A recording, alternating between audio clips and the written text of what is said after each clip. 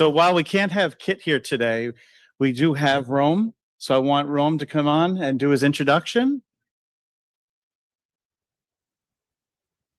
Hello, how y'all doing? I'm Rome from Revolutionary Blackout Network. Thank you. Thank you. I'm sure a lot of y'all have heard and seen a lot of what we have done and do. The main thing about Revolutionary Blackout is that we weren't somebody who was talking about activism on the internet. We was activists who got a hold of the internet, who got a hold of a network and used that to push our agendas, whether that be socialism, communism, whatever it may be. We have been here fighting for years, and it have been hell. You go through your ups and downs, but in the end, it all worked out. And I'm glad to use my platform to push more voters to the Green Party, because there is no other party that I can see in America right now, or even worldwide, that actually echoes, our messages of RBN. And, the solidarity have been great. I believe we can do more. I believe we are showing what they are showing us. We are smarter than what they are telling us. And, I take a lot of pointers from Bree. I take a lot of pointers from Sabby, especially Nick. Nick is a dog. Man. But it is beautiful. It is beautiful. Thank you, guys.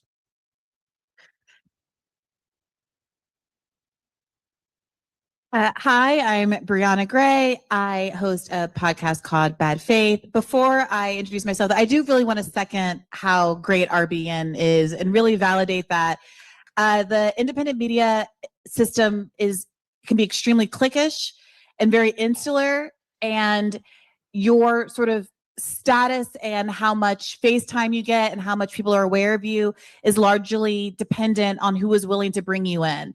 And I was very lucky to be brought in by the late, great Michael Brooks when he was on Majority Report. He did a lot to bring in new voices to the left and much more diverse voices to the left. And I think that the left, for many reasons, misses his presence, but that's a key one. And so with the limited platform that I have, I've been very happy to get to know you guys at RBN, and so thrilled to see the growth of RBN over the years. And Sabby Sabs, who you just mentioned, has really been holding it down and has been such an incredible voice. Works so hard, does incredible streams, is so on top of everything. And if you're not already subscribing to their channel and following their content, I really think you should. And I also do want to laud you for doing the direct action work you do as well, and pointing out that the media is on the pedestal, the foundation of having done that work. And you can really tell through your commentary that that's the case. Then there's me. I've been doing Bad Faith for almost 6 years now. Somehow, I don't know how the time has passed. Before that, I worked as the National Press Secretary for the Bernie Sanders campaign and did a podcast for the Bernie campaign as well. And so it's been a lot of years of podcasting and a relatively new medium, I guess you could say. I feel like a veteran in some respects and have seen many different sides of it. And I have a lot of thoughts and feelings that I'm sure we'll get into about the contemporary state of left media. But I'll just say this. My observation over the years so far is that it used to be very, very impactful to getting a lot of the sort of DSA style candidates that are enjoying their platforms and success to where they are today.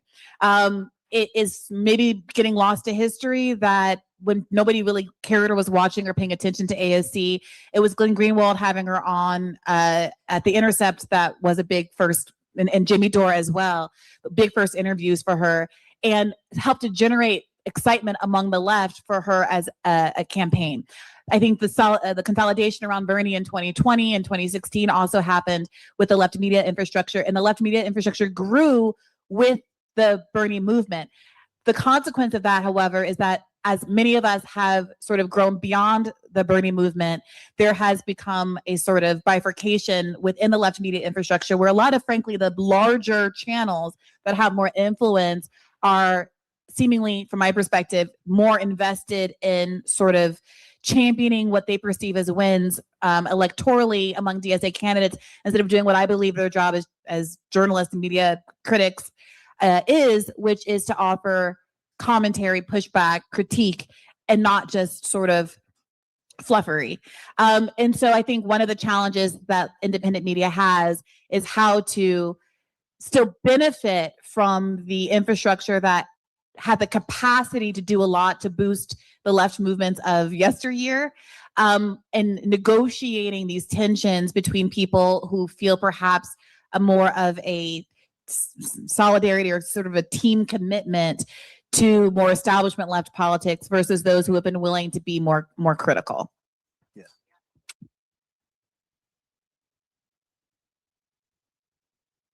What's poppin', my friends? For one, I have to say that my brother, Rome, is extremely humble. Rome inspired me a lot, man. What he's building in Detroit with the Care Party, what he's doing for his community by building a library, building benches for them. That's what we need to do as we build our party. We need to show up for the working class and let them know that we are there for them. Because now this is like the perfect ideal situation for us to be in. You guys, you realize that Congress has only a 10% approval rating? Well, 86% of Americans are extremely dissatisfied with Congress. We have this amazing revolutionary opportunity to build a true movement. And what we're here for at RBN, we're here to remind you guys, and it's very important for you to remember that we are not the crazy ones. People call us radical, but we are not the radical ones. The people who are radical are the ones who believe the IDF can shoot a child in the head with a sniper round. Yeah. The people who make excuses for the mass murdering and torturing of children, doctors, journalists.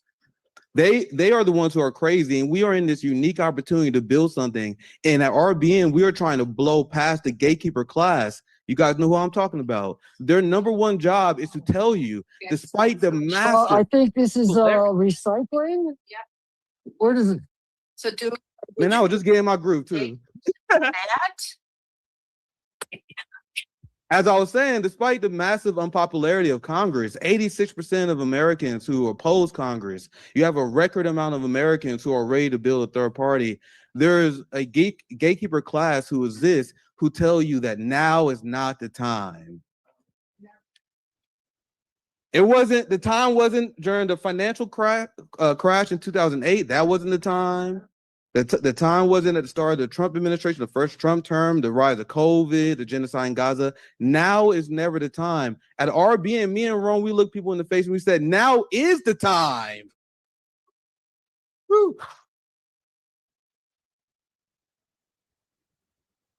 So my name is Scott Free, and I am here with Green Live Stream, which I've been on for maybe a year and a half. Edie Arndell asked me to join.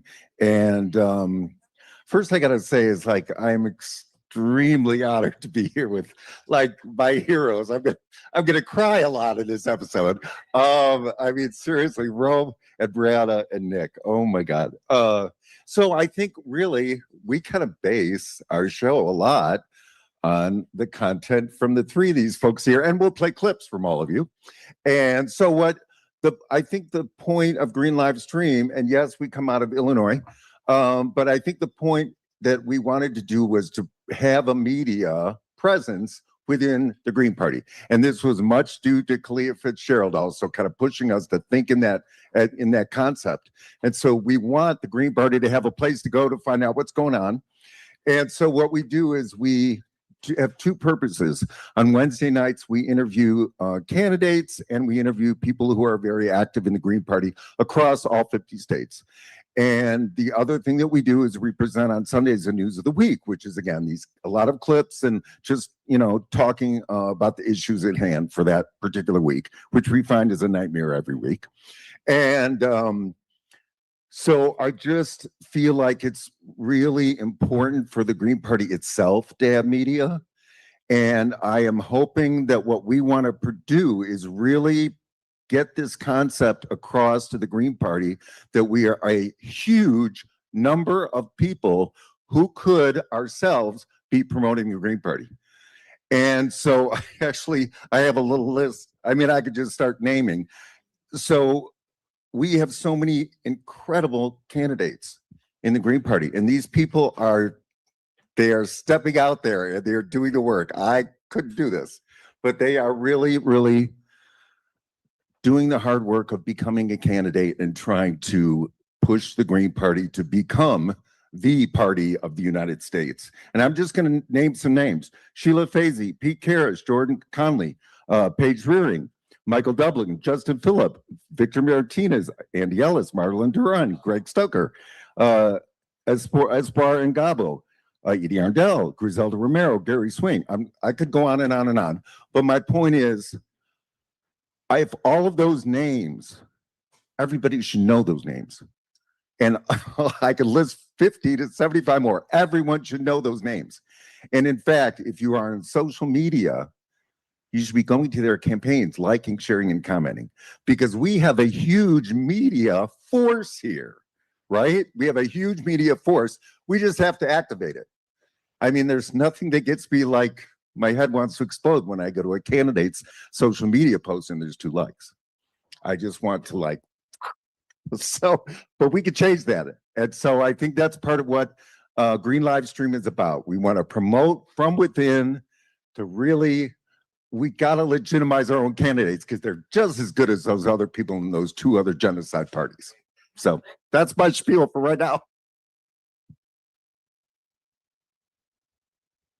Okay, so I'm of 2 minds about this. I have a couple of questions to prompt discussion up here, but I also know that there have been a couple of panels where questioning has gotten cut off prematurely, and I am inclined to over-index on question time rather than conversation time. I'm seeing some air snaps. Okay, so I will prompt us. Oh, we also have JT. Oh, I'm so sorry. So sorry, I didn't mean to cut you off.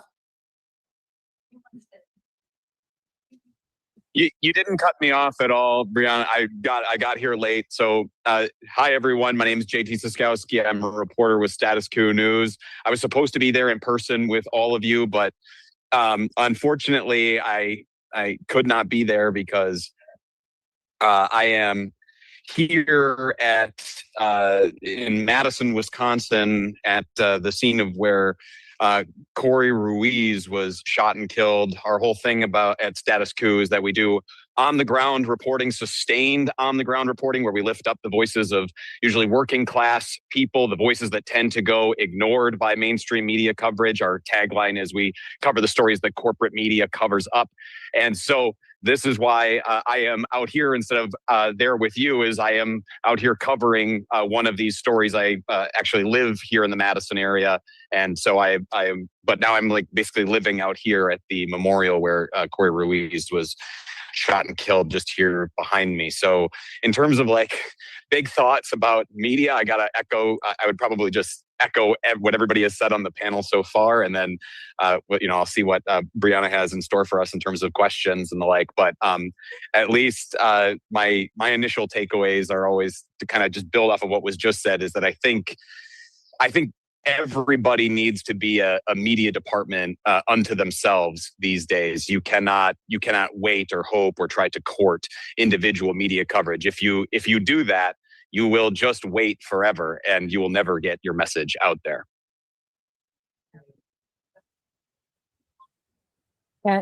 Thank you, JT. And thank you to Status Quo. I also just want to double down on how important their reporting is. I mean, what you said, JT, about how everyone sort of feels the need to or should be their own media enterprise, I think that is correct.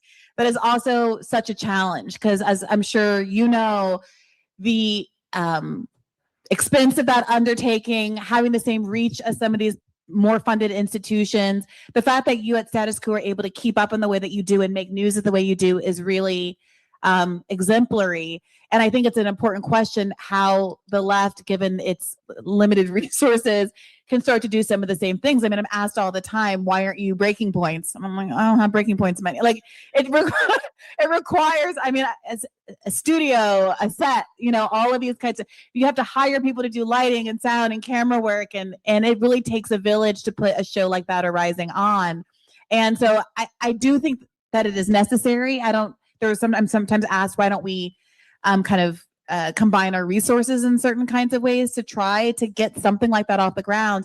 And I've been thinking a lot recently because of how viral some of the clips of AOC and others on the Hill have gone in the last week or so, as they're questioned in this man on the street style by the Pablo Torre podcast has been doing a bunch of those. TMZ is now in the political media game, making a lot of news. And I'm like, do I have to just go down there sweaty to the nation's capital with a microphone and stick a camera in her face because these people are not coming on our shows anymore? I mean, I'll speak for myself. You know, there once was a time where Ro Khanna was regularly reaching out, wanting to come on. And now my request for him to come on go unanswered.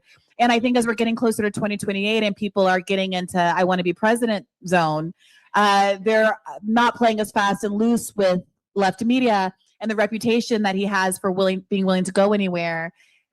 I think he's hoping that will carry him across the line, even if he is increasingly reluctant to go certain kinds of places. So I want to open up to you guys if you have thoughts about how to overcome some of those kinds of media obstacles. Is it to do like sort of gumshoe reporting down to the nation's capital and stick a camera in somebody's face and try to get the same results that TMZ et al. Are getting? Do you have other thoughts about what you would like to see other people in our shared collective space doing? What do you think? Yeah. I call myself a citizen journalist. That's in my bio. And that's what we are at RBN. We are citizens who inform our neighbors and our brothers and sisters about what's... Okay, I got to make load the mic a little bit. I'm a citizen journalist. I think we need more citizen journalists out there. For a very long time, it was smart. But the ruling class, they was gatekeepers on what it means to be an actual journalist.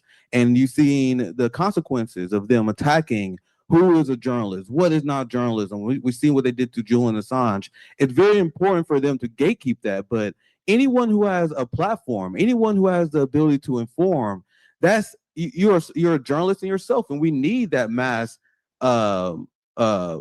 movement of journalist activity within the Green Party to help prop each other up, prop our neighbors up. That's why we started RBN. Like, people always ask me why I started RBN, because I wasn't getting platformed.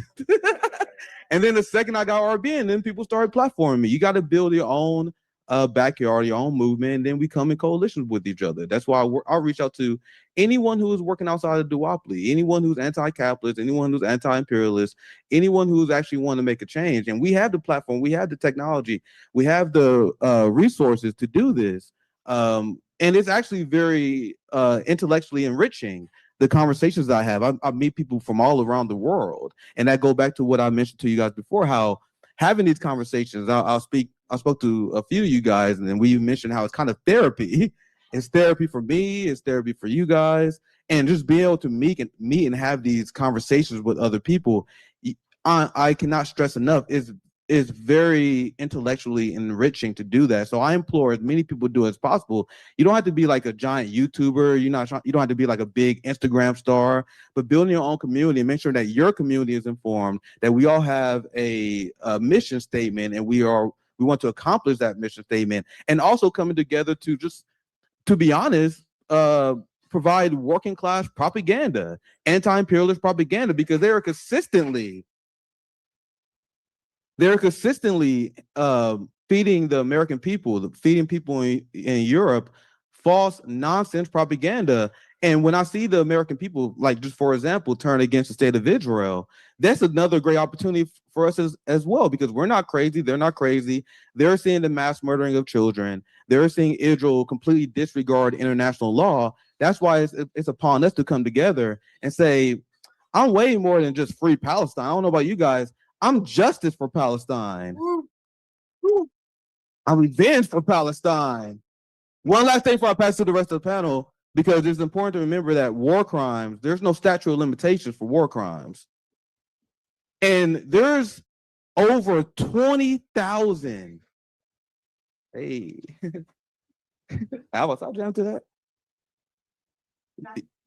Yeah. I'm about to start rapping. One thing we have to remember, and I'm not letting them forget this. You guys realize that there's over 20,000 Americans who are currently fighting for the IDF and helping them commit genocide in Lebanon and Gaza. So you want to know Yep, 20,000 in the United States, 10,000 in the UK, around 5,000 in France. It's a European Western colony. It is a fake country. And you want to know what I'm going to do for the rest of my life? I'm pretty damn young. I'm going to spend the rest of my life holding these people accountable. And we're going to do that through media.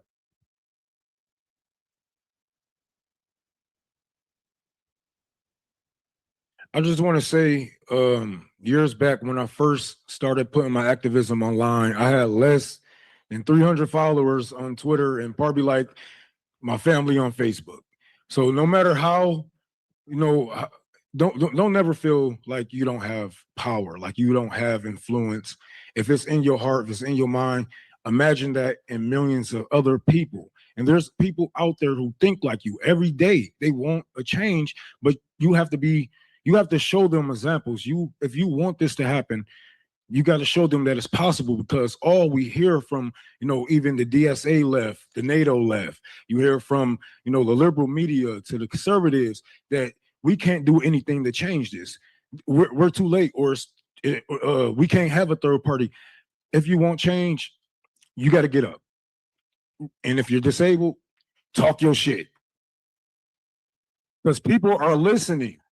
People are listening, and they will pay attention, and they will lead by example. Now that I have gained the influence to, and all of this power to do all of these things throughout this country. I travel the country, I feed people, I'm building things, and I'm helping people. It's only because I was able to, to talk my shit the way I did freely. And people like, I'm not as, as sharp as everybody else.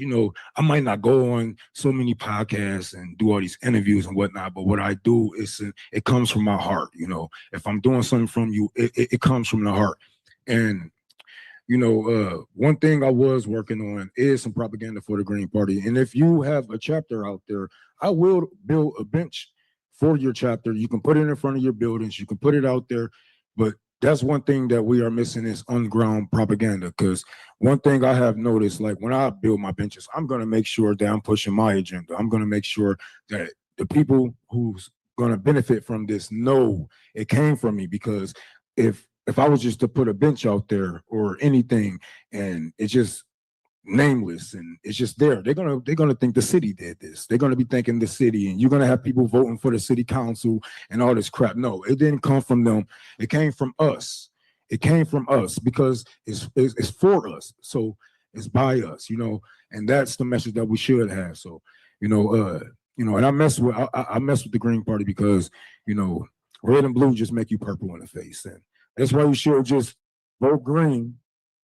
Because I'm tired of holding my breath for a Kamala Harris. I don't want to hold my breath and vote for a Joe Biden. And now I got so much blood on my hands, I can't even hold my kids. It's really messed up. But you guys, you got it. You are the strongest party in this world. And I don't mean, physically. Look at all the things that they have put you through. Y'all have been kicked off of ballots. Y'all have been threatened. Y'all have been jailed. And you still fight to this day.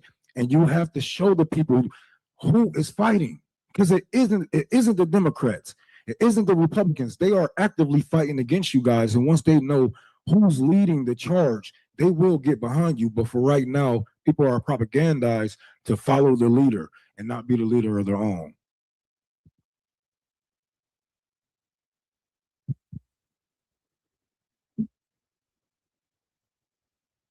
So I want to answer this question in terms of a little bit focusing on two folks, Kalia Fitzgerald and Zeke Smith, who are they're really pushing this idea of green media. It was Kalia who said, we need to have green media every day, different. And so, one thing we're doing at Green Livestream is adding to our co-hosts. And so I'm just going to name who our new co-hosts are: Jason Sadabras, Alexandria Keating-Sofiakis, Griselda Romero. We also have producer Hazel Hammond.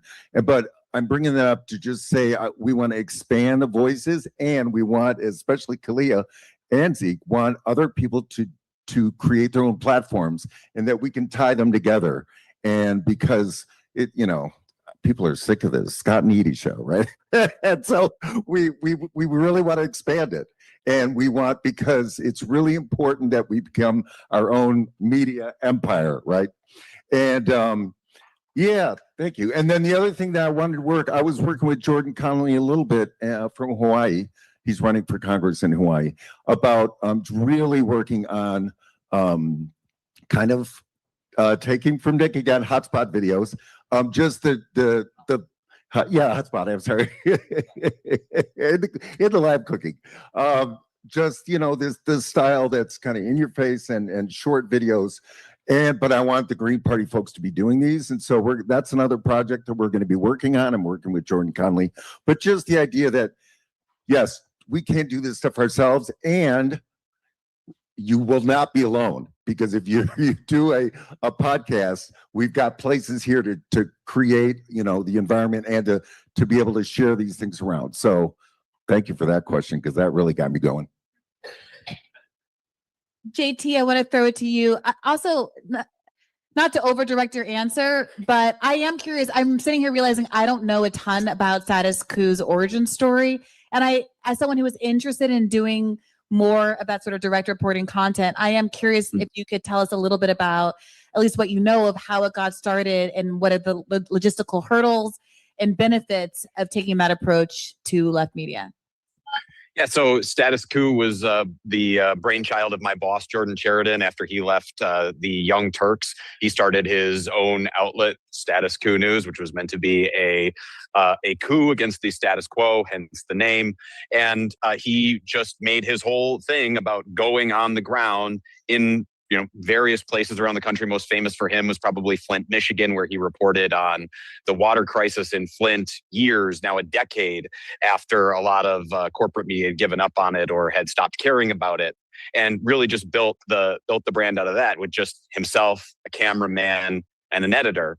And honestly, in today, he did that back in 2018. Today, I don't even think you necessarily need the cameraman and the editor anymore. So to kind of get to what you were alluding to at the setup of this question here, Briahna, where you were talking about the breaking points of the world that have the fancy studios and the lighting setups, I'll just let you in a little bit of behind the scenes on how we're operating here at Status Quo. Right now, we are doing everything in our power to try and tone down the produced elements of the reports that we do, because we are finding actually that our content goes a lot farther, reaches a lot more people when it is less produced, when it is something more like this, where I'm just talking on a cell phone set up on a rinky-dink little tripod here.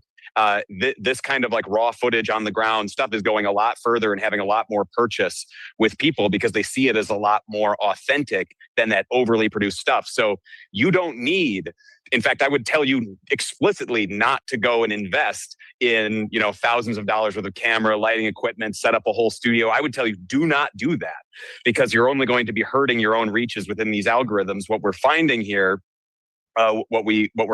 is that people want that raw, unfiltered kind of look at how things are going on. And that is something that, at least for now, these few social media algorithms that are owned by just a handful of billionaires are still rewarding. So that is for people who do want to, build their own media presence or try and have more of a reach. That is what I would tell you to do, is to explicitly lean into the low budget approach, and it'll actually allow you a lot more purchase. So Briahna, if you are looking at doing more on the ground reporting like what we are doing, first of all, please do. We would love to have more competition out here and more people lifting up the voices of these stories, because there are so many times where I look around, like right now, for instance, and I'm the only journalist out here. Corey Ruiz was shot and killed out here on Wednesday, and now the media is already gone, and it's just us here. So I would absolutely love to see more people out doing this kind of work. And the advice that I would give is to go the low tech approach, because I was out at a march just a couple of nights ago where a TV reporter who was dressed exactly like the stuffy kind of TV reporter you would. He was wearing a full suit, and he had a cameraman with him who had the $20,000 camera slung over the shoulder, and they had the microphone in the hand with their fancy little mic flag on it, and they were trying to get up to get some sound on where the family of Corey Ruiz was speaking, and the crowd absolutely rejected them, saw them as this corporate media, stand in for corporate media more broadly. I don't know the reporter individually to be able to say like if he was a good reporter or a bad reporter. I just don't know. But he was rejected just because of what he stylistically represented to the people in that crowd, which was, a media outlet that was going to be a mouthpiece for the police and their narrative that they wanted to spin around this particular story. And that goes for just about any story that we cover, that, there's always that corporate side or that authority side of things that are usually overrepresented in the mainstream press. Whereas myself and a couple of other independent journalists that I was working with were actually getting, we didn't get the same rejection from the crowd. In fact, we got interviews, we got all of the sound bites and everything collected and out to our audiences because the crowd welcomed us. They saw us as more authentic and willing to tell the actual truth of what was happening there on the ground. So that's the kind of authenticity that I think really needs to be leaned into by more people and would actually really make people understand how easy, quote unquote, it's hard work, don't get me wrong, but how much easier it is than you might assume that this work. And then just because I was seeing comments of concern in the chat, the smoke behind me is from grills. Nothing is on fire. There are people out here providing mutual aid and food to people. So that's why there's smoke in the background. Go ahead. I'm done. To you, Rome. I will admit to being of two minds about this. I have to confess. The point that you make about seeming approachable in the man in the street context, I take it in full.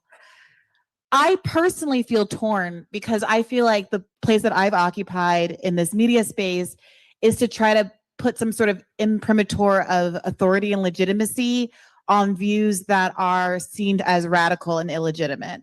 And to that end, presenting a certain way, like having a certain sort of background, I've been trying to deploy to the benefit of the left.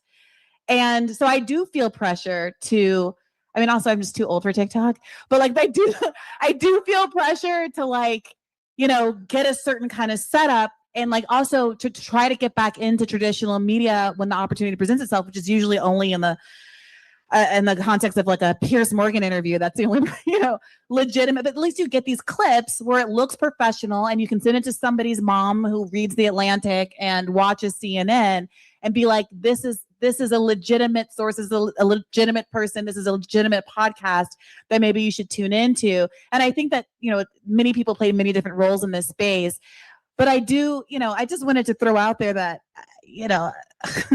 I would, there's a part of me that wants to curl up on a sofa and do like, what's her name? That blonde woman who does those, just talks to Michelle Obama about her dating history and whatever. What's her name? Call her daddy. Yeah. There's a part of me that just wants to go full call her daddy. But then there's a part of me that's, I have a responsibility to just be one of the, have this kind of a resume in this space and to try to use it for good. I believe there is a balance. There is a balance because some people only see, they are programmed by MSNBC, CNN, and the bright lights and the good makeup. So, it's there is a balance, and I would like to say, I'm gonna keep this quick because I know some people don't like when we talk about forced to vote. But when I know I'm talking shit. But when Briahna led a march, I was inspired. I was truly inspired by her voicing and getting people out there. And people made fun of her. People made fun of her. The same people that made fun of her never in their life got people out there on the ground. So I didn't see what was funny about that situation at all. When she's out there marching for your rights, trying to get these politicians held accountable. And we had a conversation about that. She was like, I don't really feel like I'm an activist. I said, shit, you got more people out there than me. And so, what I'm saying about that is you're going to start small. Even if we are in one of the largest organizations, it is hard to get people out there on the ground from experience. People have different schedules, people have different disabilities and abilities, and you have to have patience because it will take off. Look at Bree right now. She's one of the top voices. Nick is one of the top voices. Sabby is one of the top voices. We have so many strong voices over here on the left. It's because that we start strong, we start small, and we keep going. But don't lose your heart, don't lose your faith in this, don't lose your faith in your people. Because I'm telling you, even if they're not listening right now, they might be too busy working for those capitalist crap. No, no, but they might be too busy working. So just give them a chance, stay patient, and you're gonna get it.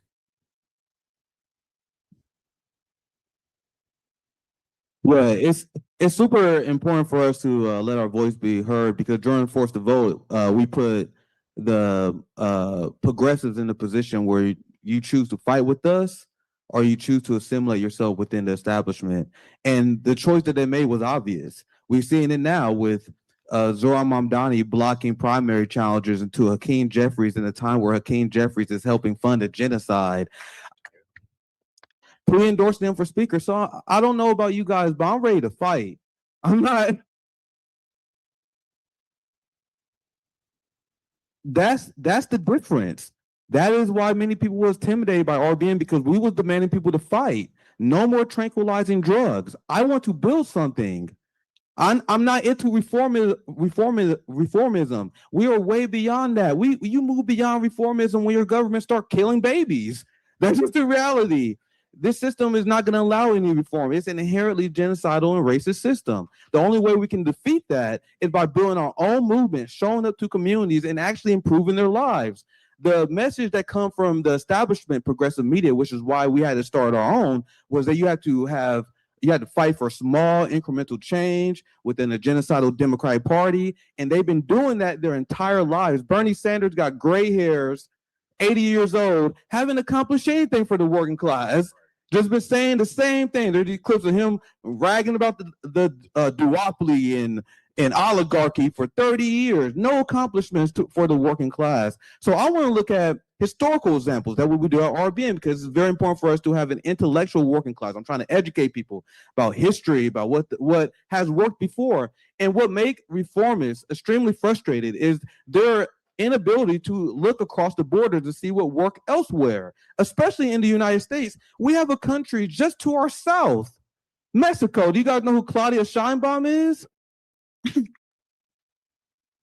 people want to act like they're stupid, like we don't see Claudia Sheinbaum, who they left their neoliberal party and they built their own party, the Morena Party. And you know what the result of that was? They had increased minimum wage. She is now looking into expanded universal health care, and they had crime decreased by over 40% because of her policies. She's one of the most popular leaders in the world. And that's why Donald Trump is trying to do everything in the Israeli Isaac Accords. That's a conversation for another day. That's why they're trying to undermine her, because she's an example of what happened when you have people power movement, not reformism, not entryism. It's us building something for ourselves. Don't you guys want something to pass to your children? Don't you want stories to tell to the young ones about how you guys was the vanguard and you guys built a party that led to the prosperity of the American people? That's what I want. I don't want just free buses. I want more than that. Woo.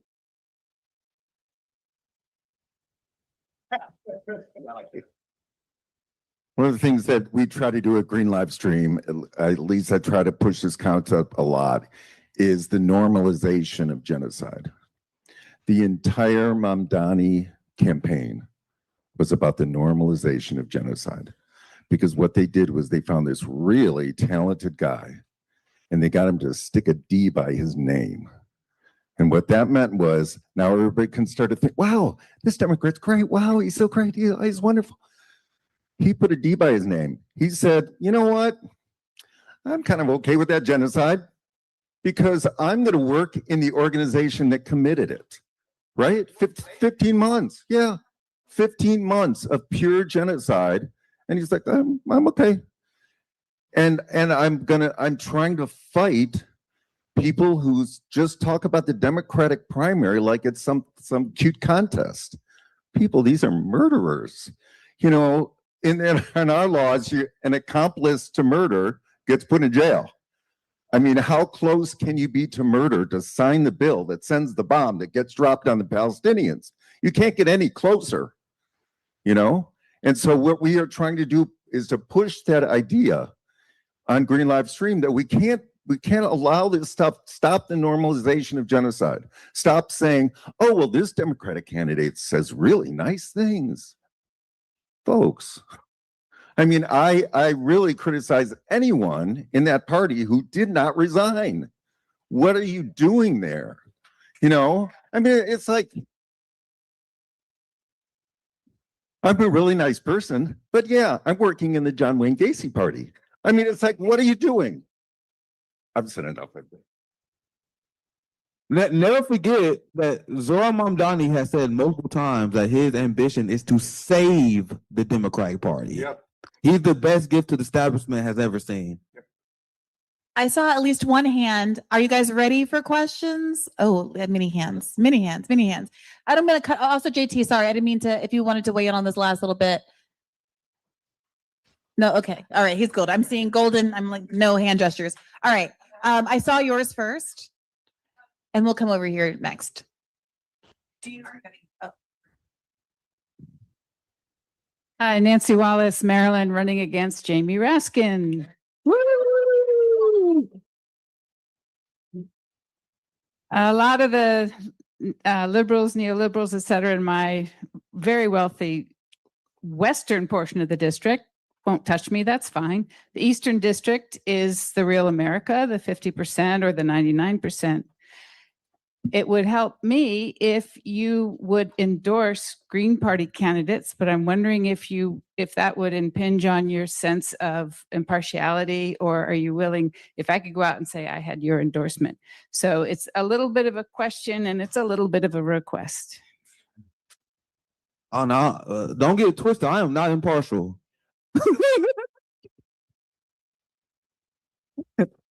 If you're looking for a neutral political commentator, I am not your guy.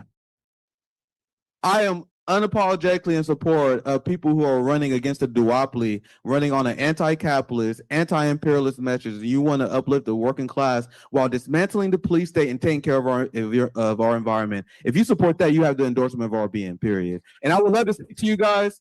I may talk to you a little bit more after this. I have to say, I do feel a little differently. I need to be in a position to be able to say critical things about the person that I'm talking about. You know, I respect people have different approaches to this, but I think my feelings about the Green Party in general have been pretty clear, and my frustration with the establishment. But even as I listen to you talk, I'm very conscious of the fact that many people, including in my audience, are slower to be where I am with respect to Mamdani, with respect to the Democratic Party. And as much as I am characterized as some, accelerationist, firebrand, insane person, I try to be pretty measured and give the benefit of the doubt where it's legitimate, so that I am not written off prematurely by people I'm trying to persuade. And it's a delicate balance, and I'm not saying I always strike it right. But I do also, I think I have had Shama on. I think my mother just did like a data regression on my episodes and told me that Shama I've had on more than anybody else. So I think like my sort of interests are clear. But I also want to be able to say if I think there's a problem with Shama's campaign, or she played something poorly, or her rhetoric was not what I would like it to be. I want to feel comfortable saying that without feeling like I'm betraying someone that I've endorsed or somehow misled the public in some way. Do you know what I mean? But again, may many flowers bloom. We all play different roles in this space. Yes. Yeah, because I said before, Bree plays a very important role for our movement. I was laughing about the episode you had with that DSA guy who had a complete meltdown. Because how dare Bree ask him some tough questions, right? So the reason why we get... She could not have been nicer, could not have held this man's hand anymore, but she exposed his character. She exposed how he didn't have any coherent ideology and that could be faced with any scrutiny. And the reason why we get those gems, because Bree has the role that she plays. Like, she's the professional, she's the easy to approach person who will invite you on her show, but then she will dismantle you intellectually, and it gives us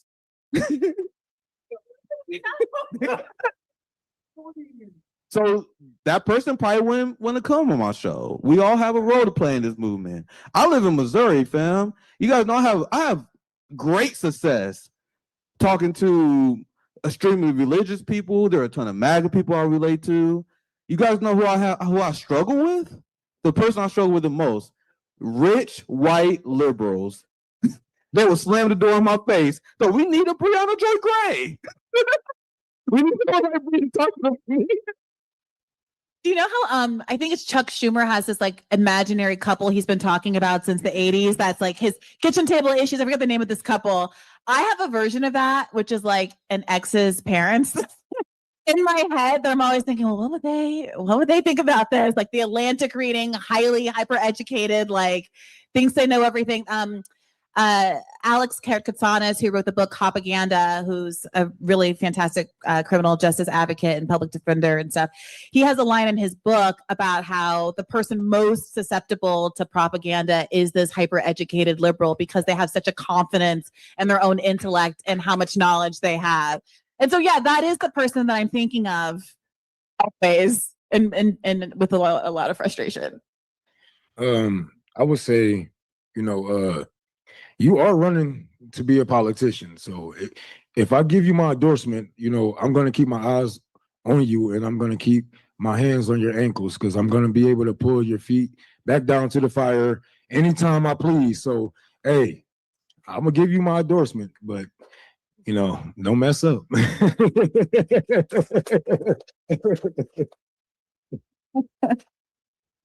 how do you feel about it as someone who's doing more kind of traditional journalism? Yeah, I definitely would not endorse. In fact, a little bit behind the scenes here, when the Green Party asked me to do this panel, I said, okay, but just know that I can't come out and say that I support the Green Party or something. I believe very strongly that journalists should be very open and honest about their own biases, about the policy solutions that they personally find as the ones that they would personally endorse without going so far as to endorse a candidate. I'll leave that to my audience to figure out, who I would vote for in any given situation. And I don't think it takes this audience, I don't think you guys need any sort of genius level IQ to figure out, I'm here, doing a panel with the Green Party to figure out my own political leanings. But the idea of I do need to be able to go and, and put tough questions to people in much the same way that you said, Bree. So I think that I won't speak more than that, just because I think you've already said it better than I could on that front. But just so long as it's my personal issue with how corporate press runs. I used to work in corporate press. A big reason I got out was because they tried to claim that they were, this non-biased reporting, when in reality, they had biases. It was just for a more corporatized status quo than for anything revolutionary or transformative. And because of that, it feels unbiased, just because that's what we've been trained to think of unbiased as being. But there is no such thing as unbiased. You should wear your political solutions on your sleeve. So if you're looking for what policies I endorse, it's healthcare for more people, opposing the police state, those sorts of things. But I'll leave it to my audience then to determine for themselves who to vote for. Totally. Well said. There was some people. Oh, there you go. Hello, I am Biddy. I'm in New Illinois Green. And first, I just want to thank you all so much for coming out here, for JT, for zooming in. And I do have two questions, a short one to JT about the NDAs and how you get consent for people to be on camera. But I also have a question that I want to pose to all the lovely Greens that are both here and online. I'm learning today that there are up to 100 chapters around the world of Greens. And as Scott was saying, the Green live stream is a media platform. And as they're saying, it isn't something that needs a lot of glitz and glamour. JT was saying we don't need expensive equipment. And I'm asking the group, if I'm yesterday mentioning how we need to get outside of our spheres of influence and talk to people on the ground, is anyone feeling like, just ask yourself, are you comfortable asking people when you hear about something happening in your town, hey, do you want to speak about this on camera, or do you want to give me more info? Hand out your email to somebody, let them know if there's an issue in your area, bring it to me. I'm a green, I can put it online, get the word out to the rest of the world, because we have people all around the world who can elevate issues from the grassroots, the green grassroots, local level. I'm wondering if that's something we all feel like we can take upon ourselves. If you want to get on camera, maybe send a clip to Scott and say, hey, feature this on the Sunday night show, or we can make it a daily thing if we get that many people engaged. I just want to know if people think they can, even on the smallest level, contribute to elevating the voices of the people, because we are a people-powered party. Thank you.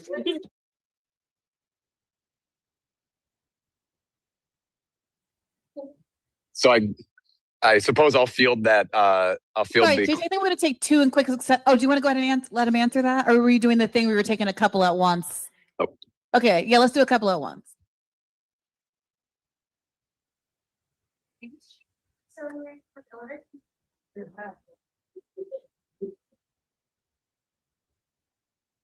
Oh, okay. And we have Hi, everyone. Siemens on stack, or Kimon Freeman on stack.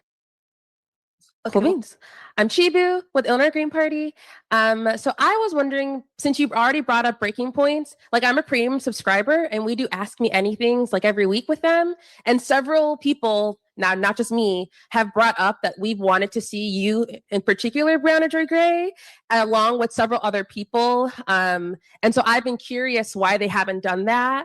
And I was just wondering, like, if you might be able to share a little bit more why, or is there something that I can do as someone who does pay $90 a year to like have their access? Like, why, what's up, and how can I support that? JT, do you want to go first? I am happy to give you the chance to think that one over, Briahna. So I'll just to get like, how do I get people's permission to go on camera? I walk everywhere with a big press badge around my neck, so people know that I am media. I'm carrying around usually like a decent sized camera with a decent sized microphone, and I'm very upfront with people to say, when I introduce myself, I say, hey, I'm a video journalist for Status Quo News, online independent progressive outlet. Could I interview you? Just always being upfront with what I am there to do, why I am there to talk to them. I'm never doing that ambush style or that fake journalism that you see from a lot of the right wing chuds like Nick Shirley and his ilk. So so long as you're being open and upfront, then I think it's pretty straightforward to get people's permission. Or a lot of times I get told no, and then I just say thank you for your time and I walk away.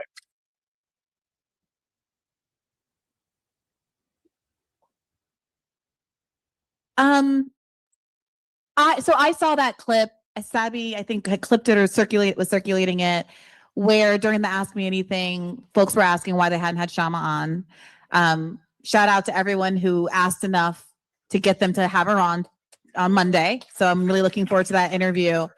And I did observe that the part of the question was also, and why don't you have Briahna and others who have a different approach to politics on the show? And Ryan responded to the Shama point in a now infamous way, but no one kind of addressed the me point. I don't know what that's about. I'll say this: I've known Ryan for a very long time. He was the one that hired me from my law firm to The Intercept and got me in this business in the first place. I considered him to be a mentor for many years, and I learned a lot from him. I think he is an important journalist, and Breakthrough News and Drop Site News do important reporting, which Ryan is a part of. I have also been very frustrated since Force the Vote, basically, about his approach to politics. It hasn't just been that moment. And it has been some of the ways that he has chosen to litigate our disagreements online that have also been frustrating to me on a personal level. I don't really know what that's about. And after Force the Vote, I had him on the show, we talked it through, and he made, I think, what were some important concessions about the strategic flaw of the squad's approach. And I thought that we were sort of resolved and past that. And then there was the moment with the railroad workers strike where Shama very famously said, what the actual fuck is going on? That's a direct quote. That's not me having a potty mouth.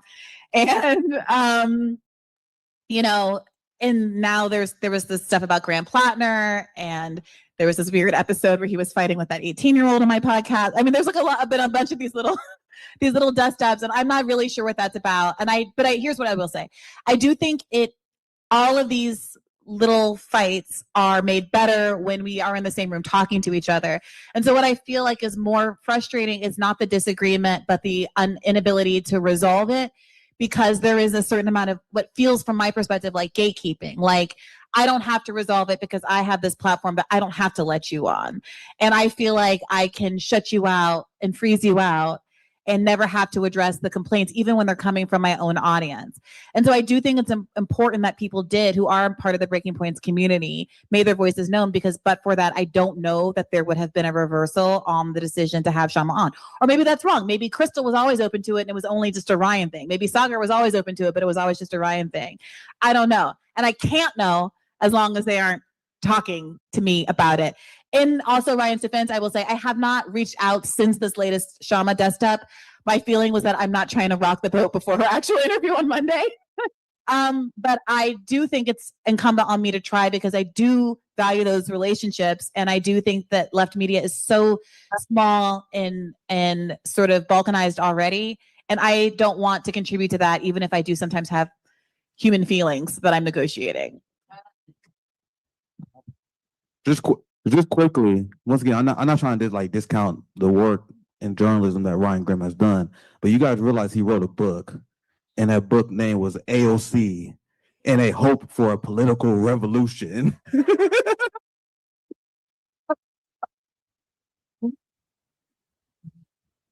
Look it up. That's a real book that he wrote about how AOC is going to bring to the working class.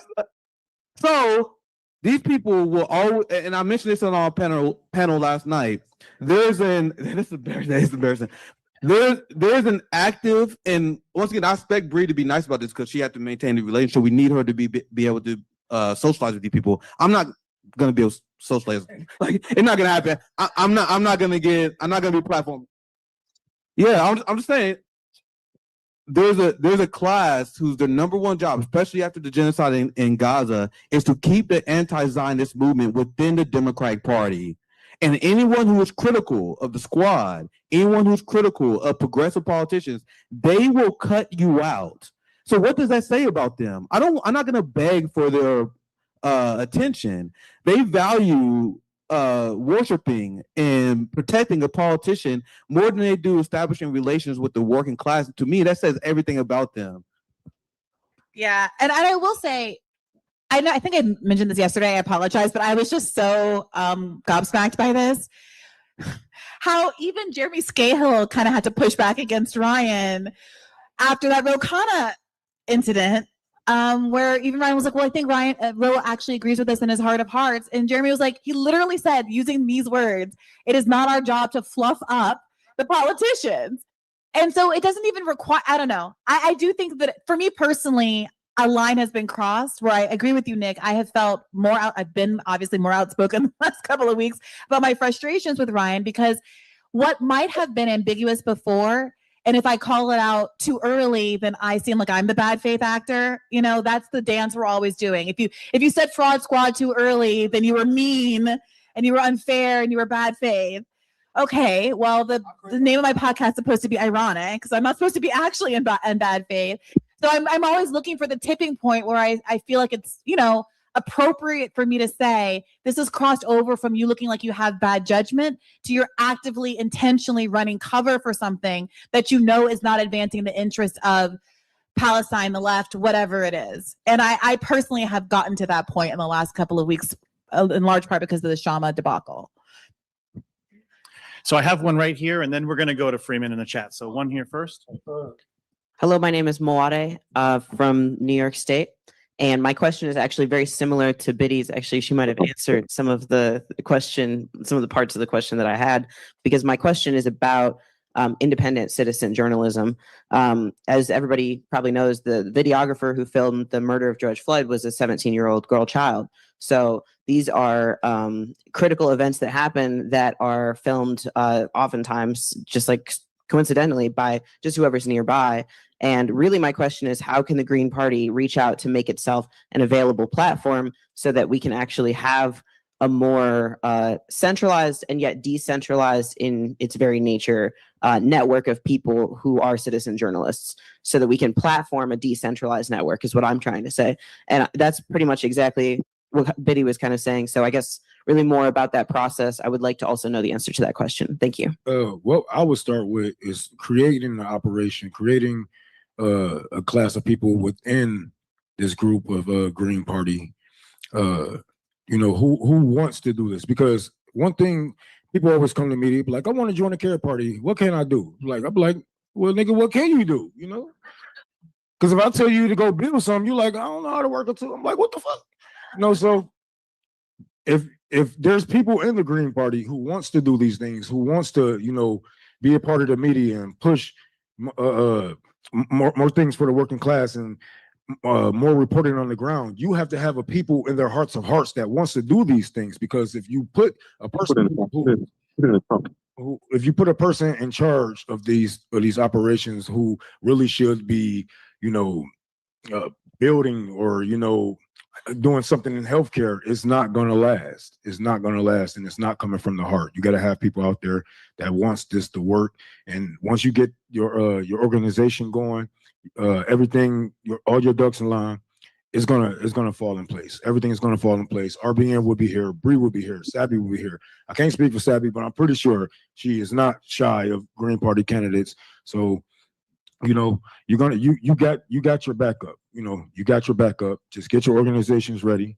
And whenever y'all got y'all list of people that y'all want to get interviewed, you know, you got to have them PR trained and whatever it may be, what policies that they are running on, and then we can go from there. You know, if that makes sense. So yeah, I want to kind of address both questions. And first of all, I want to say to Bridget's question about people who might have video, yes, please. My email is scott.free@ilgp.org, and we'd love to put those on Green Live Stream. But then I think also we've talked about these things, but we really need to work on the infrastructure. So Kalia, Green Live Stream, and Zeke, we do need to work more on trying to get something that involves everyone in terms of media. And then to the second part of Bridget's question, we talk about this all the time on the show. I think it's super important that we build a social media structure without a doubt. Changing minds, in person. That's just the reality. And so, you know, I'm in the music community of Chicago, and it's about the conversations, kind of long conversations, kind of over time conversations. I think I'm getting folks in the music community of Chicago to come towards the Green Party, right? Because that's what it's about. It's the personal connection. They know me, they trust me. And so that's what kind of is involved in that. But you're right. I mean, it's a process. So yeah, I think that's, oh, you know, the other one thing I wanted to say is, so in Illinois, we have one of the most brutal ballot accesses that there is in the country. And so we were out there trying to get our candidates on the ballot. We had 3 months. And so all of us, Edie and Alexandria and myself, we're all out in the streets, and we are meeting people. And we took the class on how to do it real quick, get that signature, move on to the next person. No, we didn't do that at all. We actually just talked to people, and it was fantastic. It was absolutely fantastic. And that was the process. That was part of the process. So I'm ready for more petitioning, because it was really, really great to get out and talk to people. And they really appreciate it. Oh my gosh, do they appreciate being able to talk about the issues? So yes, to win people over in person, yeah. You know, Freeman in the chat, and then Medea. Yeah, peace, family. I have a specific question for Ms. Joy, and then a general question I'd like to pose to the entire panel, and I will appreciate a response from each one of them. For Ms. Joy, you had a recent interview with a young man that had the audacity to walk out on you, and you just simply posed a question about the relationship with the DSA and third party. Now, coming from DC, the last time we was able to defeat a Democratic primary winner was Hilda Mason, and she was a member of the DC Statehood Green Party here, and also a member of the DSA, a leading member of the DSA at the time. In fact, she was credited with being instrumental in the election of Bernie Sanders initially, to give you idea of how far back we're talking about. But I wanted to know, can you expand on the question about the relationship or the lack thereof with the DSA with third party? Because he did walk out, so I just wanted you to expand on that. And then the general question for the panel is, what is your position on tax resistance? Here in DC, for those who don't know, we have taxation by representation. The late Johnny Cochran said that we have a legal presence to have resistance, tax resistance in the nation's capital, and he was looking forward to representing a case for that. But in general, the war tax resistance should be an issue to rein in a rogue authoritarian government that we see right now, especially when someone's saying that they're not going to leave the White House in the next election or run for a third election or what have you. So your position on war tax resistance, and Ms. Bree, if she can respond to DSA lack of their relationship with third party. And holler at your boy. I'm trying to get on your show at some point in time in the future. 100%. I love a fellow DC Green. I can't speak for Dan Dimmer, and I would have really liked to have him speak for himself. That's why I invited him on the show in good faith, because I am trying also to understand what the DSA line is officially on the relationship with third parties. I also, in the wake of that interview, reached out to Bhaskar Sankara, who just did an interview with, what's his name? Ezra Klein. He said he's busy. His wife is very pregnant. I'll take him at his word. I hope to have him on later. But I'm constantly struggling to get someone who is like authoritative in some way to represent what the DSA's perspective is, so I don't misrepresent it. I'm not trying to mischaracterize anybody.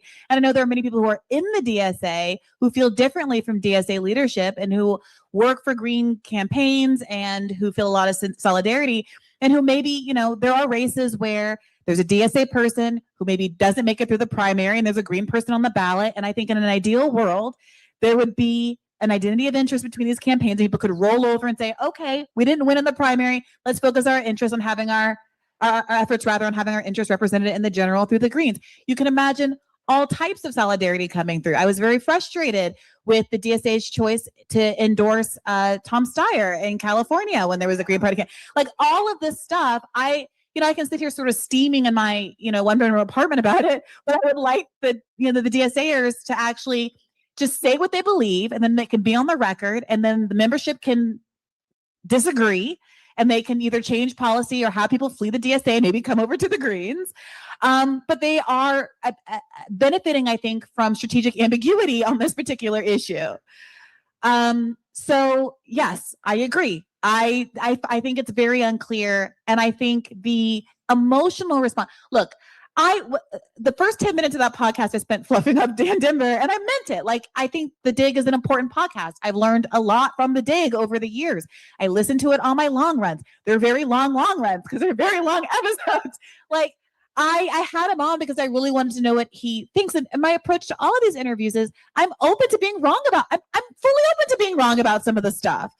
But the fact that they repeatedly refuse to defend their own positions leads me increasingly to believe that I'm not wrong. And I was genuinely surprised by how that went, because I genuinely appreciate and admire Dan Dimmer. And I offered him an opportunity, by the way, to come back on and finish the conversation. And no one ever had to know that happened if he would continue with the line of questioning. And he said, I'll come back, but I won't continue with the line of questioning. You have to change the topic. And I said, well, this is the topic I told you come on to discuss. This was not a bait and switch. Look at our DM history. These are exactly the subjects that I said I wanted to cover.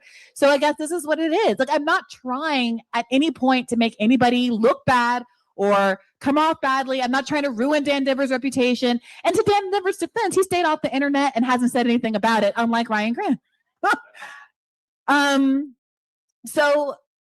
So yeah, I don't know. And I'm hopeful that I can have someone from the organization come to talk about it. And also, as I say on Monday's episode, that will be obviously coming out on Monday, where I interview a really fantastic UK Green. We were talking about this a little bit, and I told him that I think I am going to get over some of my frustration with the DSA in DC DSA and join again, because I feel like that's the only way I'll have access to some of these opinions, especially if they won't come on the show. You want to know what was extremely revealing moment for the character of the DSA? Do you guys know who Adam Smith is? He's the guy who called all of us fascist because we protested our government for slaughtering kids and committing a genocide. So imagine how childish your organization has to be to call itself an anti-Zionist organization, but you are willing to allow Adam Smith to win because Shama Sawant said mean things about AOC. That's how serious the organization is. And another goal that I had at RBN is to create a more intellectual, more strategic anti-war movement. The DSA is an incoherent anti-imperialist movement. Something that I cover on my show, which many people don't talk about, is how in order to get an endorsement in the support of DSA organizations, you have to support the NATO proxy war against Ukraine. Proxy war that is destroying the environment, which led to the Nord Stream pipeline bombing, as I covered, which led to 450,000 metric tons of carbon emissions being leaked in our atmosphere. How can you call yourself an environmentalist if you support war? NATO, and it's important for the Green Party to keep this at heart, that the Green Party must remain an anti-NATO coalition. NATO, the DSA is blacklisted. They make up a lot of excuses because I am critical of the NATO war machine. You guys realize that they are implementing mass austerity in Europe now, because in Germany they are cutting pensions, healthcare, and many other benefits in order to fund the military, because Friedrich Merz and a bunch of European neocons, they took Donald Trump as a blessing because Donald Trump wanted them to spend more on the military. So we are witnessing a mass militarization of the West, where Japan is remilitarizing, Germany is remilitarizing. You're seeing the working class in Europe pay directly because of this war. They had zero criticisms of this. Zero criticisms of the working class in Europe being hollowed out by the NATO war machine. So that's something that I always have to implore, and that's why I was strong in support of Joe Stein, who wasn't afraid to mention this and the criticism of NATO. You cannot be pro. Absolutely, give it up, Joe Stein. Give it up. Give it up. I keep it brief because you guys know I can talk about these things hours on end. But do we stand with our brothers and sisters in Sudan or not? It's easy to say free Palestine. That's popular now. Are you going to say free Sudan? Are you going to oppose the neocon monsters who are arming this? That's a genocide of NATO. The UK provides weapons to the UAE. Those same weapons were tracked to be used by the RSF and murdered mass Sudanese people. So you do not stand with Sudan if you support NATO.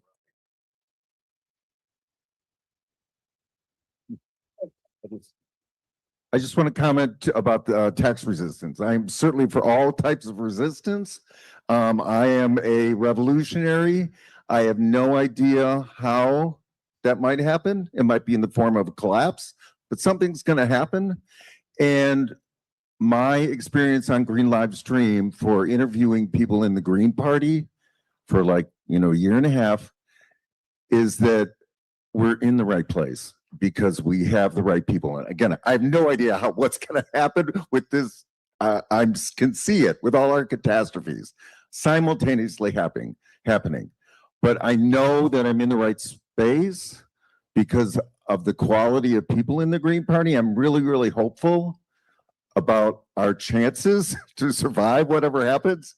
And I think that's the important thing about the Green Party. Yes, we run candidates, but I think the really important thing about it is that we've got the right people, and we are working to have better understandings, like all of this things that Nick was just talking about. A lot of people are still not aware. They don't know all the details. But this is the place to find out. This is the place to learn and grow, and we're in the right place, folks.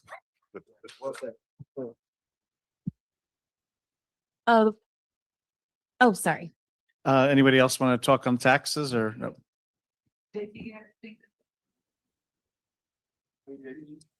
Yeah, I'd love to chime in just to bring a little bit of like personal experience here from when I was reporting on the ground in Minneapolis. We were there during the Trump administration's immigration crackdown there for 2 months.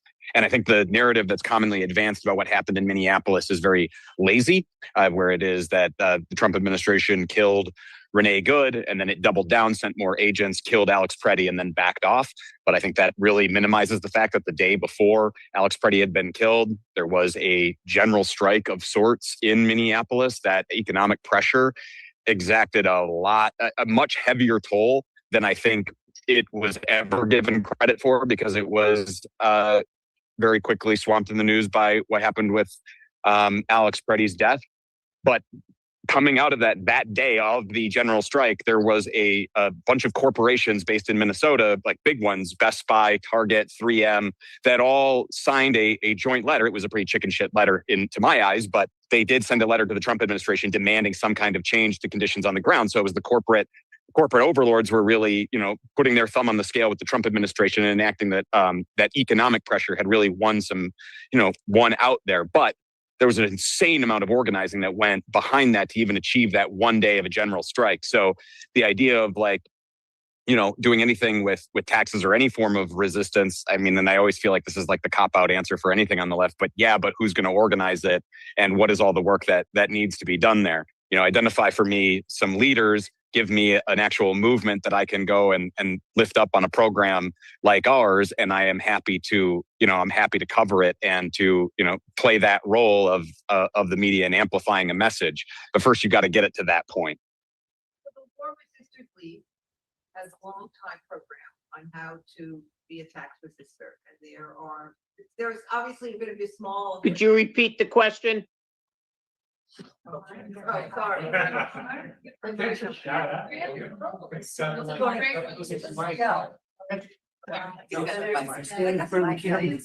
Sorry, Gloria Matera, Green Party of New York. The War Resisters League, who has many chapters, has been doing program on keep resisting your taxes, federal taxes, for a long time. I'm sure the percentage of people who are doing it are small, but they have a way to do it and they have been doing it. It might be of interest to any one of you to talk to somebody about that. There are several War Resistor League tax resistors who live in Brooklyn, where I live, who've been doing this for a while. So I'm happy to connect you if it's something of interest, just to put out to your audiences. Thank you. And Medea? I wonder if you could say what the platforms like Rumble, Patreon, and YouTube, all of these, what do you find is the most useful to you in your outreach, which are less censored, and which provide you greater income?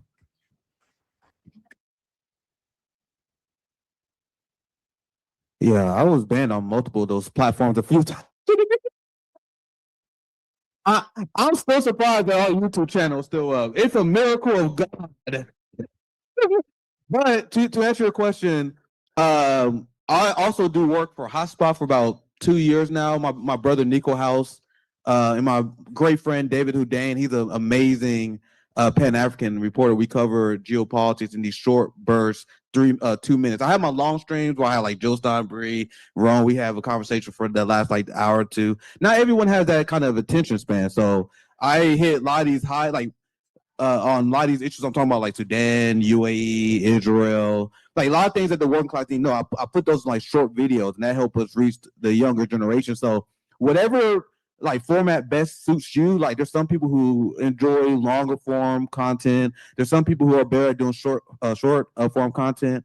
I'm flexible, I mean, I'm in the lab cooking. I can do both, but whatever method that you can use to reach the working class, that's what should be used. Rumble, I'm not a fan of, because Rumble, they provide contracts to people, and those people they provide contracts to, they push on the algorithm, and they actually punish left-wing content creators. Like we've been massively suppressed on Rumble. I've been banned on Twitch multiple times, so I don't know how Hassan Piker get away with it.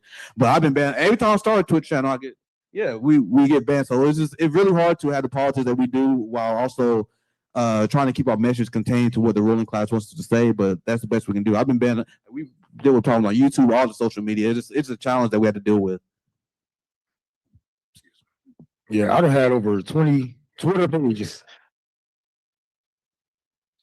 We done went through YouTube pages, Instagrams, Facebook called me a terrorist and kicked me off. So it always depends on what you can do. Like I said earlier, if you want to join, tell us your talents. And, you might have young people who can reach out to younger people. There's young people in this crowd who can captivate an audience on TikTok. There's people who can sit there and do forums on Facebook, because Facebook is like an older, it's more of an older audience there. So it all depends on what you can do with the platforms that you are given. But just beware that you will be taken down. I can't stop that, because nowadays, you say how much money we make, well, they pay us in gun, so I don't know how much money we make. No, we make a little change, but not enough to sit here and like be on a yacht and do all that. Like I drove there. I drove here, so yeah, I obviously not making that much. But it's not about the money. It's about the message. It's about the people. So no matter what platform it is, push the truth, push peace, push juice, push life, and it might sound corny right now, but they're gonna come by. I have family members always, I'm not into politics, and then when she hit they fan, they be like, "Hey, Rome, what's going on?" I'm like, "Oh no, you ain't into politics. I don't want to tell you." But, just use whatever form that you have, because it depends on your swagger. It depends on your swagger, because somebody got it. Some people got it all. Your swag, your style. Some people got it all. Like Briahna, I see her on Instagram. I've been going TikTok. She can do it all. She glow. Sabby, Nick, they do it all. But me, no, I'm not. No. If you watch my show, and you are like, I don't know, you are so far left, and because I don't know how I get away with it. They probably like, you can't make that much money anyway. Leave him alone. Regarding the question too, regarding Patreon, make sure you guys are careful about Patreon, because Patreon has seized funds before. And don't get me wrong, I appreciate anyone who supports on Patreon, but any way you can support independent media that is not tied to these oligarch platforms is very, very important.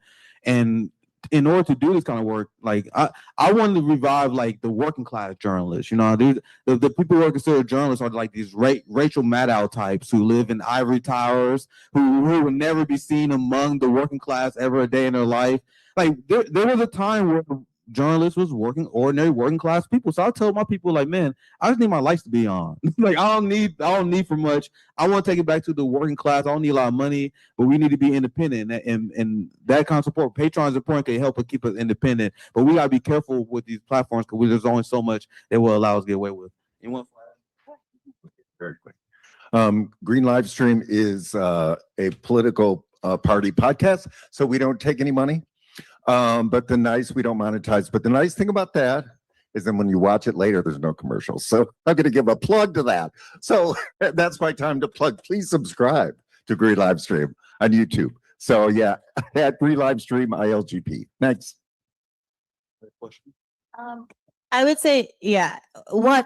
Even if you don't have time to watch every video, I do think to beat the algorithm, it's very helpful if there's a channel that you like. If you thought, oh, I haven't gotten a prompt from the Katie Hopper show recently, but let me just, I don't have time to watch this video, but let me go over there and like and subscribe. Oh, I haven't heard, RBN's not being suggested to be in my feed, but I'm remembering them sitting here. So let me go over and like and subscribe. That stuff really helps. Leave a comment, all of those sorts of things. So if you're asking because you are thinking of how do we expand? How do we get more people involved? Are people going to do it? I mean, I really appreciate everybody saying, you're not in it to make money, but there are people who want to be able to sustain themselves while they put the time, energy, effort, and research into making a good product. And I think people should be paid for their labor as in any other job. And how to make that sustainable in a world where even mainstream media is flailing is a really difficult question. I'm very lucky to have an amazing base of Patreon support because I am a public figure. Do you know what I mean?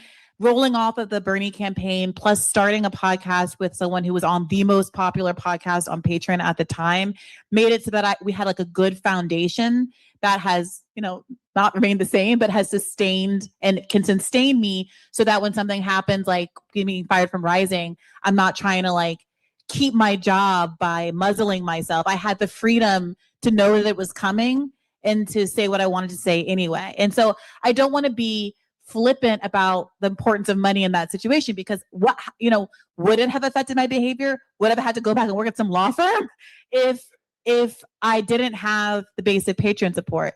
But that is obviously not like generalizable, right? Because that's something that is easier to do when you have people who already know your name and are willing to pay. Me personally, I don't think I've ever really paid for a Patreon until probably the last 5 years of my life, even though I was a heavy podcast consumer for years. So converting people into that, it's very difficult, and I don't know that it's sustainable, which is how you get to the YouTube stuff.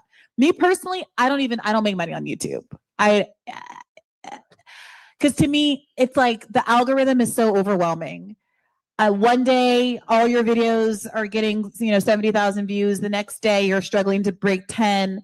You feel compelled to make these ridiculous, I leave it to my producer, God bless him, but these ridiculous titles, and it just feels like diminishing to your personhood. And I just hate that game. And Patreon, I have the privilege of being able to say, like, I don't really care if this YouTube video does well. I post videos on YouTube because I think it's a much bigger audience than podcast, and it's much more shareable. And because I can clip it for Twitter, which for me personally is my number one way to reach people. It's my biggest account. You can pry Twitter from my cold dead hands. Elon Musk can do whatever he wants to do. I'm going to have to get kicked off Twitter. I'm never leaving. That's my home. We have a firm 10 minutes. So I have 1, 2, 3, and then I'm closing the stack. 5 minutes? Okay, I'm the bad guy. So 2, and then I'm closing the stack. Hi, I'm Barbara from the Milwaukee Greens. Mine's more of a practical question and maybe one of confidence. We have a lot of really great writers, a lot of artists, a lot of people who have great things to say, but maybe they don't want their kids on camera. Maybe they don't want their faces on camera. They're worried about the blowback to their families, like somebody coming and like going to their house and stuff like that, and don't really want the fame. Can you give people some tips to be more confident to be the media, and really join that call? Because we have, like, every state party, every local party has its own media, but it's all in our spare time on volunteer hours. And it's all for free too. So if you have any tips and really confidence building for Greens who are interested in being the media, thank you.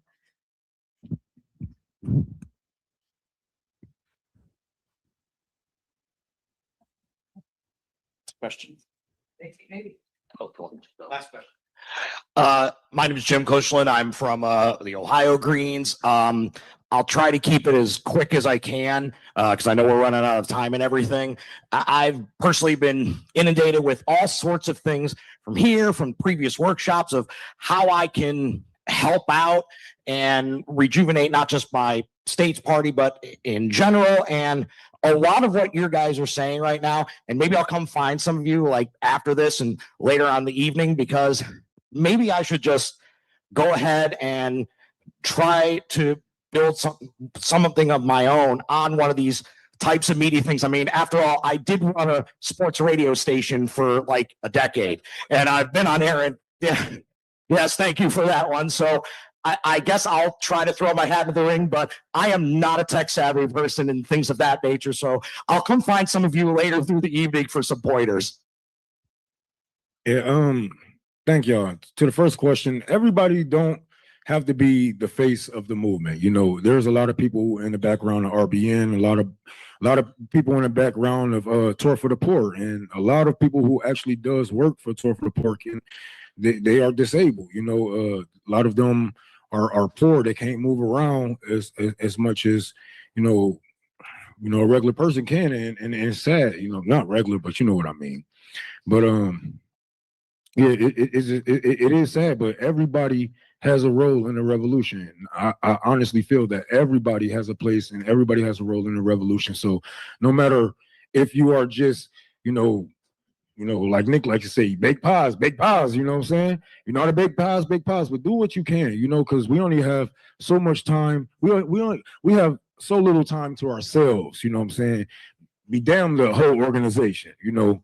But if all of us do a little bit, it's gonna become a lot, you know, because our little bit is gonna flood. It's gonna flood, and they're gonna see us. They're gonna feel us. Whether you the head of it or whether you in the background, you know that you were a part of this movement. You know in your hearts of heart that you was the one who pushed your best to actually make this work. I'm gonna add a little bit to her question regarding like advice to people who are who want to get into this, who may struggle a bit. I don't know, like most of you guys, I don't know exactly when you discovered me. But when I first started, Rome though, like when we first started doing our streams and when we had only like a few people watching, I was nervous as hell, boy.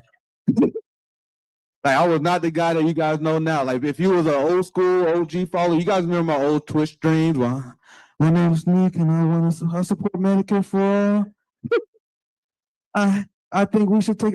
I was a when I first started. It's like working now. It's a muscle that you learn. It's you train, you get better. And most public speakers will tell you the same thing, that it's hard at first. And I was lucky to only have a few people watch me. Then I grew my audience, and I got better. It's like a muscle. You learn the muscle, just like public speaking. It's something that you work on. So if you want to get in front of the camera, you know, you kind of struggle with anxiety. I struggle a lot with that. I grew up with a speech impediment. I overcome a lot of anxiety to do what I do. It takes a little bit of grit, and you got to understand by flexing your muscle, by getting yourself out there and talking to people, talking in front of a camera, you will naturally get better. Regarding tech issues, bro, you understand? The tech hell that I used to go through during the days, like my stream, I had bad internet back then. I'm on streams you cut out randomly. I used to go live and I'm like, yeah, I might do a 2 hours or I might cut out in like 30 minutes, depending on my internet is. Like people down for the movement, they will understand that. And as you continue to work, you continue to grow, you get better. I'm still learning a lot. I'm still getting better at my presentation, trying to become a better educator and communicator. It's part of the process. Like as a martial artist, I treat it as a martial art. Like I make a mistake, I learn from that mistake, get better. You got to treat it like a sport. And I found it very enjoyable, like every step of the way. Like I watch my streams extremely critically. I'm like, damn, I should have said that. You get better, and that's the same with being an activist. Like when you talk to people, you get better at it. It's a muscle that you continually work. So just keep your head up. If you struggle, if you got anxiety, just put. I know it's hard, but put yourself out there. The more you work, you got to have faith in the process. You will get better. You will become more smooth in communicating your ideas. Because trust me, I was not this smooth when I first started out. Yeah, let's go. Really quick, I just want to plug what's happening next because I'm part of it. Lee Camp and Roger Waters are going to be at the fundraiser, which is going to start really soon. And then after that, there's an after party, and I have a trio here, and we're going to be playing folk punk political music, and we've got line dancing after. So I want to get those plugs in because I know things are going to get rushed. All right. Thanks, everyone. Much appreciated. Thank you. Yeah, JT.